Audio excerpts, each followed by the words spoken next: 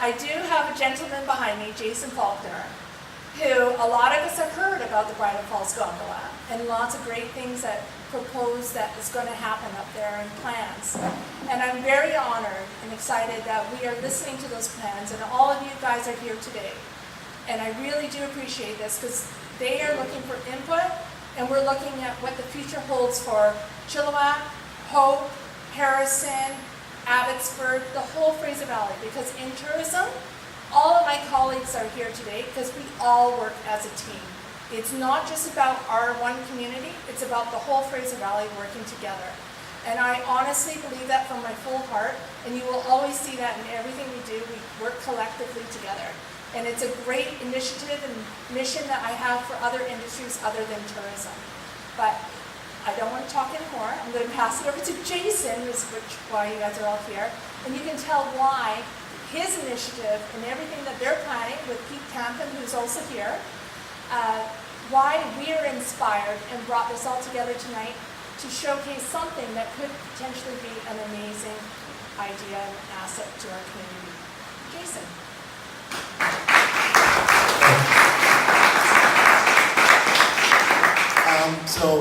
First I'll shout out to Alison and her team.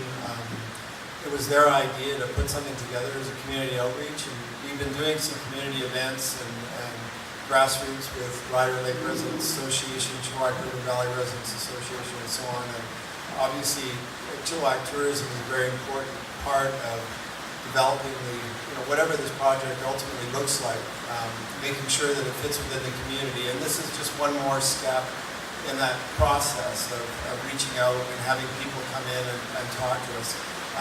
My partner in the project, Pete Tatham, and put your hand up, Pete, is here tonight as well. And again, thank you for coming out on such a beautiful summer night. It's really nice. And I'm wearing my golf jacket, so I'm feeling very much ready for golfers. But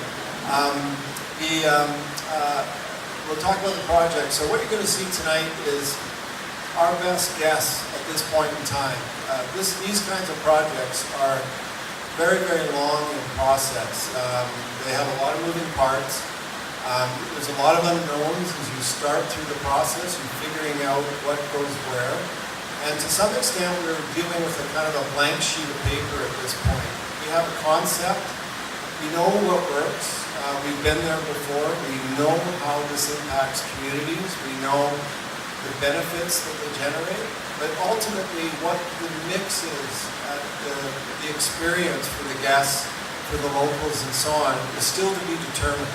So that's, again, where that community engagement and that feedback is really helpful for us, because it helps make sure that we create something that everybody is really proud of and everybody feels is a value added for the community.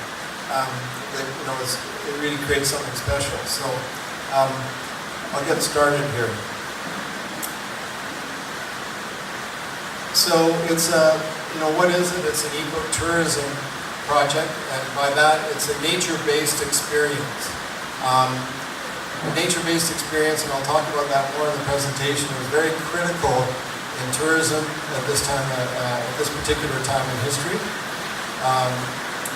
This is a photograph looking off the backside of Chan, looking south into the overall tenure application that we have, which is really the Chipmunk Creek drainage. You'll see on the right side of the screen is Mount Archibald and the Fraser Valley off to your right. And then on the left side is the greater Chipmunk Creek area. Mountains are very important in the world right now. There's been a number of studies done where going for a walk in the mountains is they're actually using it to treat PTSD, they're using it to treat stress. In Japan, they call it Shinrin-ryugu, which means forest bathing. In Italy, they did a long-term study for people who are suffering from depression and stress, that they just need to go up into the mountains and go for a walk in the woods, and they feel better. They breathe in organic compounds, it reduces their stress, etc. And actually in Scotland last fall, they actually passed a law where the Scottish doctor can give you a prescription to go for a walk in the woods.